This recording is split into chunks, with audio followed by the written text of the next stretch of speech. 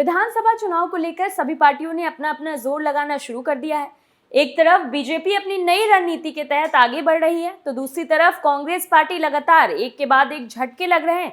मध्य प्रदेश में बदलते सियासी समीकरणों से जुड़ी तमाम बड़ी खबरों के साथ मैं सबा शाहिद शेख एक बार फिर से आप सभी का हमारे खास प्रोग्राम एमपी करन में स्वागत करती हूँ। खबरों को विस्तार से जानने से पहले एक नजर आज की सुर्खियों पर। कांग्रेस पर सीएम शिवराज का जोरदार हमला, कांग्रेस की लंका गदा से ध्वस्त कर दूंगा। चुनाव से पहले कांग्रेस को 440 वोट का झटका, सिद्धार्थ तिवारी के जाने से लगी इस्तीफों की झड़ी। एमपी में शुरू हुआ चुनावी खेल, गाड़ी से 14 करोड़ का गोल्ड और सिल्वर बरामद। कांग्रेस में बढ़ता जा रहा विरोध, टिकट कटने पर दिग्विजय सिंह की तस्वीर पर पोता गोबर। चुनावी मौसम में मंच पर जमकर नाचे ज्योतिरादित्य सिंधिया, ऋतिक रोशन भी हो गए फेल। पहली खबर में बात करेंगे सीएम शिवराज के कांग्रेस पर जोरदार हमले की। दरअसल मध्य प्रदेश में विधानसभा चुनाव को लेकर नेताओं की जुबान तल्ख होती जा रही, एक दूसरे पर आरोप प्रत्यारोप का सिलसिला चल रहा है। इसी सिलसिले में मुख्यमंत्री शिवराज सिंह चौहान अब कांग्रेस की लंका ध्वस्त करने की बात कह रहे हैं। शिवराज का कहना है कि वो हनुमान बनकर कांग्रेस की लंका ध्वस्त कर देंगे। कुंभराज में आयोजित जनसभा को संबोधित करते हुए शिवराज सिंह ने कहा कि इंडिया गठबंधन मोदी के समर्थन की बार को देखकर बना, ये काहे का गठबंधन, अजब गजब कांग्रेस है। कमलनाथ कह रहे हैं अखिलेश वखिलेश छोड़िए। शिवराज ने आगे कहा कि कमलनाथ कह रहे हैं कि ये मध्य प्रदेश के भविष्य का चुनाव है, मगर कांग्रेस ने मध्य प्रदेश के चुनाव को बेटों के भविष्य बनाने का चुनाव बना दिया है। एक अपने बेटे का भविष्य बनाने में लगा है राघोगढ़ से, तो दूसरा कमलनाथ छिंदवाड़ा से अपने बेटे का भविष्य बनाने में लगे हैं। दोनों ही बेटों के भविष्य बना रहे हैं। प्रदेश के सीएम ने कहा कि उन्होंने मध्य प्रदेश में सरकार नहीं बल्कि परिवार बनाया है। वचन देता हूं, अत्याचार करने वाली कांग्रेस की लंका गदा से ध्वस्त कर दूंगा। उन्होंने कुंभराज से प्रचार के दौरान कहा कि जब पार्टी ने उन्हें आदेश दिया तो दिग्विजय सिंह के खिलाफ चुनाव लड़ने के लिए राघोगढ़ गए थे। सोचा था राजा के क्षेत्र में शानदार सरपट सड़क होगी, मगर हम गए तो गड्ढा खा खा कर घायल हो गए थे। दिग्विजय शासन में बदहाल सड़कों की बात कहते हुए शिवराज ने कहा कि आजकल के बच्चों को पता नहीं है, क्योंकि इन्होंने मामा की सड़कें देखी। बुजुर्गों से पूछ लो कि गड्ढों में सड़क थी या सड़क में गड्ढे थे, सब गड्ढा गड्ढा था।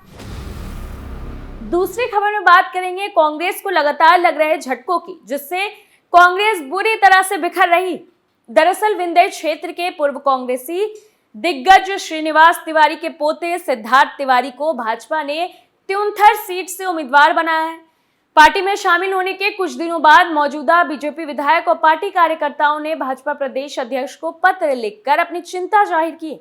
स्वर्गीय रमाकांत तिवारी ने त्युंथर विधानसभा सीट पर 4 बार जीत हासिल की थी। इसके बाद रमाकांत तिवारी के करीबी सहयोगी और वफादार श्यामलाल द्विवेदी को 2018 में भाजपा ने मैदान में उतारा और चुनाव जीते। सिटिंग विधायक के अलावा रमाकांत तिवारी के बेटे भी इस सीट से टिकट के दावेदार में शामिल थे। टिकट बंटवारे से कुछ ही दिन पहले सिद्धार्थ तिवारी के कांग्रेस से भाजपा में जाने के फैसले ने स्थानीय पार्टी कार्यकर्ताओं में चिंता बढ़ा दी। सिद्धार्थ तिवारी ने पहले कांग्रेस के अंदर त्युंथर विधानसभा क्षेत्र से अपनी उम्मीदवारी की घोषणा की थी। हालांकि कांग्रेस ने इस निर्वाचन क्षेत्र से रमाशंकर सिंह को उम्मीदवार बनाया है, जो पहले 2018 में पार्टी के टिकट पर विधानसभा चुनाव लड़ चुके थे। 2018 में रमाशंकर भाजपा के श्यामलाल द्विवेदी से 5343 वोटों के मामूली अंतर से हार गए थे। सिद्धार्थ तिवारी के बीजेपी में आने के बाद भाजपा के ही देवेंद्र सिंह ने पार्टी छोड़कर बसपा से टिकट ले लिया। बसपा ने उन्हें त्युंथर विधानसभा सीट से प्रत्याशी घोषित किया है। देवेंद्र सिंह विधानसभा प्रत्याशी के दावेदार थे। कांग्रेस नेता सिद्धार्थ तिवारी के भाजपा में शामिल होने से अब इस पर विराम लग गया है। वर्तमान विधायक श्यामलाल द्विवेदी भी सिद्धार्थ के पार्टी में शामिल होने से नाराज हैं। आपको बता दें कि बीते काफी समय से देवेंद्र सिंह रीवा जिले के त्युंथर क्षेत्र में एक्टिव रहकर बीजेपी से टिकट की मांग कर रहे थे, लेकिन सिद्धार्थ तिवारी को पार्टी में शामिल करने से नाराज होकर देवेंद्र सिंह ने बहुजन समाज पार्टी ज्वाइन कर ली। बसपा ने उन्हें त्युंथर क्षेत्र से उम्मीदवार बनाया है। तीसरी खबर में बात करेंगे गाड़ी से मिले 14 करोड़ के गोल्ड और सिल्वर की। दरअसल विधानसभा चुनाव 2023 के चलते लगातार सड़क मार्ग का सीमाओं पर तगड़ी चेकिंग की जा रही।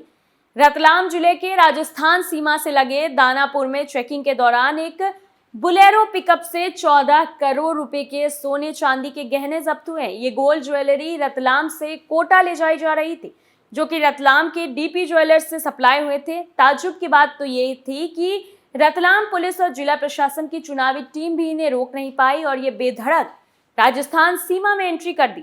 जानकारी के मुताबिक राजस्थान के बांसवाड़ा जिले के दानापुर में बारी घाटा चेक पोस्ट पर चेकिंग के दौरान बुलेरो को रोका गया। गाड़ी के पीछे लगे दरवाजे पर सील पैक ताला लगा हुआ था। जब इसे खोला गया तो इसमें से सोना चांदी की ज्वेलरी बड़ी मात्रा में मिली। पुलिस ने गहने मिलने वाले वाहन को जब्त कर जांच की। डिटेल इन्वेस्टिगेशन में पता चला कि 18 किलो सोना और 50 किलो चांदी के आभूषण पाए गए, जिसकी लागत करीब 14 करोड़ रुपया की गई। पकड़े गए लोगों के पास ज्वेलरी से जुड़े किसी प्रकार के दस्तावेज भी नहीं थे। पुलिस ने जेवर के साथ ही वाहन जब्त कर जीएसटी और आयकर विभाग को मामला सौंपा है। जब पुलिस ने सख्ती की तो ड्राइवर विजय सिंह ने बताया कि रतलाम के डीपी ज्वेलर्स की दुकान से सोने चांदी के जेवर लेकर वो दुकान की बांसवाड़ा, उदय और कोटा की ब्रांचों में देने जा रहे थे। इसमें रतलाम से करोड़ों रुपए का सोना चांदी लेकर निकला गाड़ी पर चुनावी चेकिंग बैरियर पर लगी टीम और पुलिस की नजर क्यों नहीं गई। इनके बिना रोके टोके वाहन राजस्थान सीमा में पहुंच गया, जो कि बड़ा सवाल खड़ा करता है। इसके साथ ही रतलाम पुलिस और जिला प्रशासन की चुनावी चेकिंग में लापरवाही भी दिखाता है। दानपुर थाना प्रभारी प्रवीण सिंह सिसोदिया ने बताया, रबड़ी मात्रा में सोना चांदी बरामद कर प्रकरण जीएसटी और इनकम टैक्स विभाग को सौंप दिया। चौथी खबर में बात करेंगे कांग्रेस में लगातार बढ़ते विरोध की। दरअसल एमपी में कांग्रेस उम्मीदवारों की आखिरी लिस्ट जारी हो गई है। फाइनल लिस्ट आने के बाद बगावत की आवाजें भी शुरू हो गई है। जिलों से उठी यह आग भोपाल में आकर धधक रही है। कांग्रेस मुख्यालय में टिकट कटने वाले दावेदारों के समर्थक लगातार प्रदर्शन कर रहे हैं, बड़े नेताओं को घेर रहे हैं तो उनका पुतला फूंक रहे हैं। दतिया जिले के सेवड़ा से आए दामोदर यादव के समर्थकों ने कांग्रेस मुख्यालय में हदें पार कर दी। उनके समर्थकों ने पूर्व सीएम दिग्विजय सिंह के चेहरे पर गोबर पोत दिया। दरअसल दतिया जिले के सेवड़ा विधानसभा सीट से कांग्रेस ने घनश्याम सिंह को उम्मीदवार बनाया है। वही सीट पर दामोदर यादव भी अपनी दावेदारी कर रहे थे। सेवड़ा की घोषणा पहली सूची में ही हो गई थी। टिकट बंटने के बाद ही दामोदर के समर्थक विरोध कर रहे थे। उन्हें उम्मीद थी कि दूसरी सूची में उम्मीदवार बदल जाएंगे। दूसरी लिस्ट आने के बाद सेवड़ा विधानसभा सीट से उम्मीदवार नहीं बदला गया। इसके बाद दामोदर यादव के समर्थक भोपाल स्थित कांग्रेस मुख्यालय पहुंच गए।